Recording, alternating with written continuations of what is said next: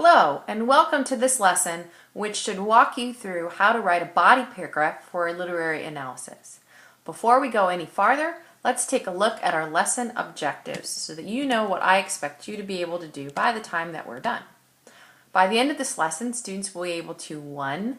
Describe the main elements of a body paragraph, 2. Understand how to put textual evidence in context, and 3. Understand how to introduce textual evidence.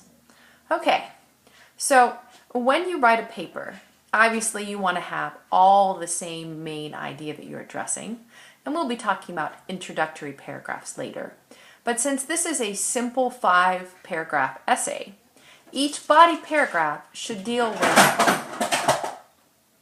that would be my cat, each body paragraph should deal with one section of the novel.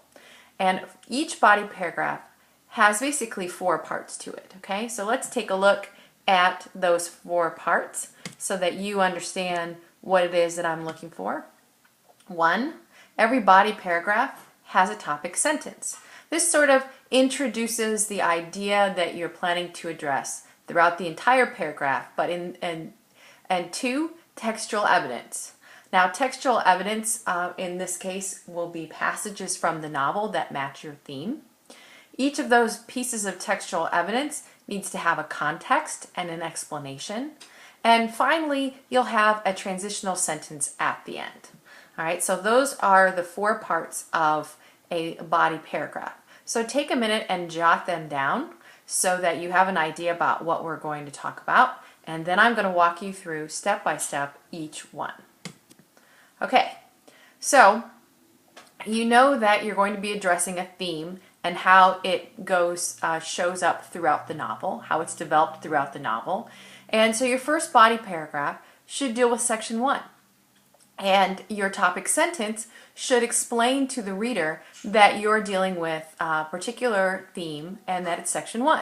So for example, you might say, in the beginning of the novel, Gerda has hope to help her survive the hard times that are ahead. And her hope is strengthened by, and you continue from there.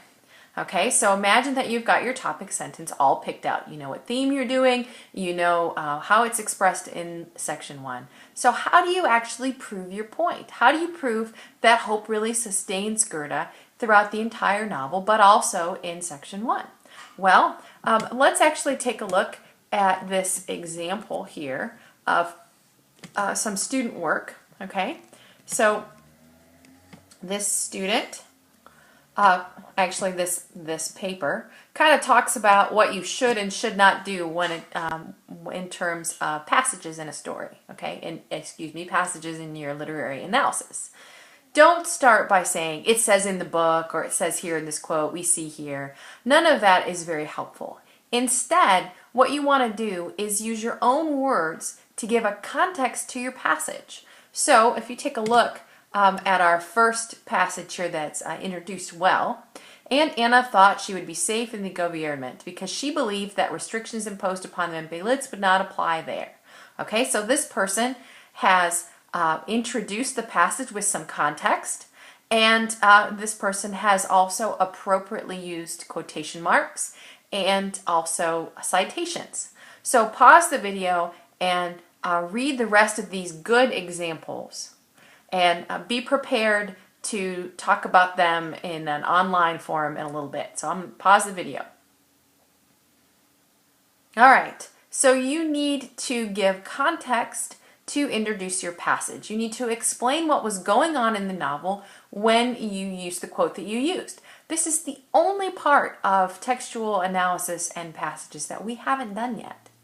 So after you've said Gerda had hope in section 1, and you've talked a little bit about what was going on, and then you've used your passage, the last thing that you have to do is to put that passage in context. So explain exactly why that passage fits the theme, just like what you did with your practice. I will continue this discussion in our next video.